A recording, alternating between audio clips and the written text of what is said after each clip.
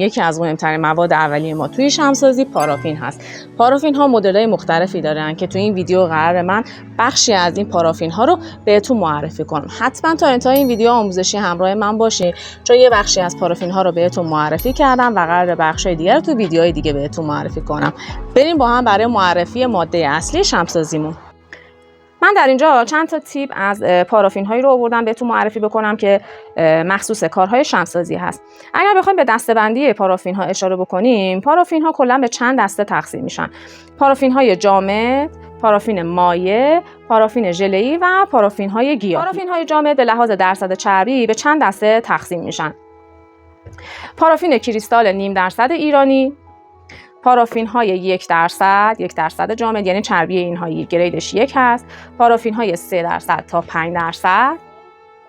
و یه مدل دیگه هم داریم، پارافین های گرانول که اگر دقت بکنیم مثل دونه های عدس هست. این پارافین های 1% که البته در داخل بازار ممکنه که تا 3% همین ها باشن. 1 تا 3% ها مخصوص کارهای قالبی، استوانه‌ای و قالب های سیلیکونی هم میتونید شماها از این پارافین استفاده بکنید. و توی فصل تابستان گاهن توصیه میشه از پارافین های سنگین برای کار شمعسازی استفاده بشه، به خاطر اینکه تاول و پولک روی بدن شمع ما ایجاد نشه. اگر بخوایم به لحاظ ظاهری مقایسهش بکنیم با پارافین های 3%، از لحاظ رنگ شما میبینید که این پارافین که 3% هست چربتر از پارافین 1% هست و اگر من یه مقدار هم بهش دست بزنم چربی اون قابل مشهوده و انگشتم داخل پارافین فرو میره. اما باز هم در حوزه شمعسازی هر دو طیف این پارافین قابل استفاده است. پارافین کریستال جزو دسته از با کیفیت ترین پارافین ها هستش که درصد چربی اون زیر نیم هستش، گریدش زیر نیم هست و برای بسیاری از شمع ها این پارافین قابل استفاده هستش. برای کارهای فانوسی، دوجه داره و حتی برای کارهای استوانه ساده هم اگر بخواید کار خیلی با کیفیتی تولید بکنید این پارافین بهتون توصیه میشه.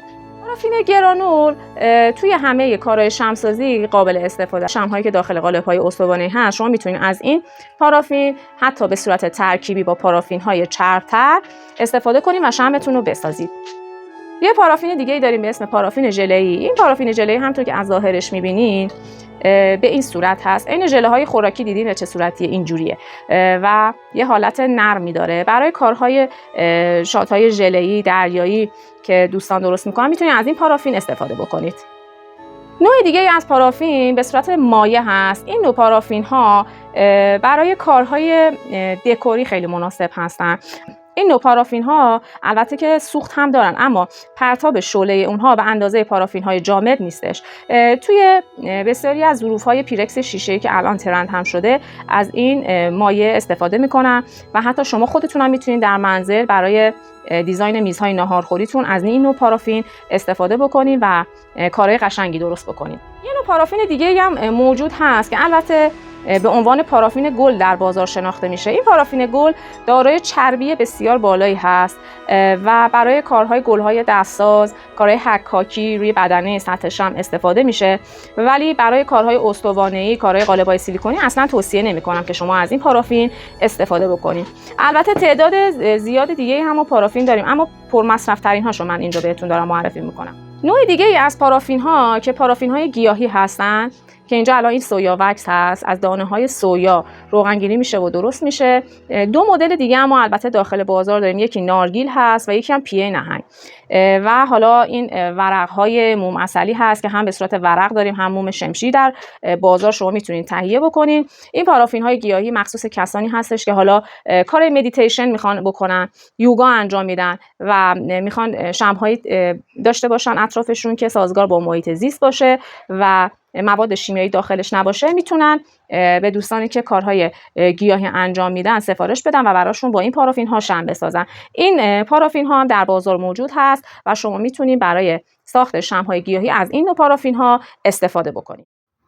یه نکته خیلی مهمی وجود داره، اونم در مورد نقطه ذوب تمام این پارافین ها هست. پارافین هایی که درصد چربی بالاتری دارن، یعنی هر چقدر میزان درصد چربی پارافین ها میره بالاتر، نقطه ذوب اونها به تبع میاد پایینتر و پارافین هایی که درصد چربی کمتری دارن نقطه ذوب به تبع بالاتری دارن، مثل پارافین کریستال نیم درصد حالا ایرانی.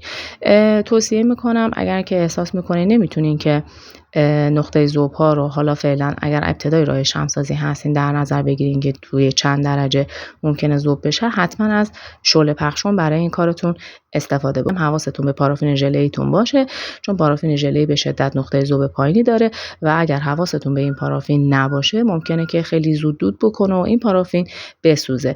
توی بازار خیلی ما مدل‌های متفاوتی از پارافین ها رو داریم که حتما در موردشون به زودی با شما اطلاعاتی رو به اشتراک میذارم. ممنون که تا انتهای این ویدیو آموزشی با من همراه بودین. حتما کانال رو دنبال بکنین چون قراره توی پارت بعدی مدل‌های مختلف دیگه ای از پارافین ها رو که خیلی هم مهم هستن، آیتم بسیار مهمی هستن، بهتون معرفی بکنم.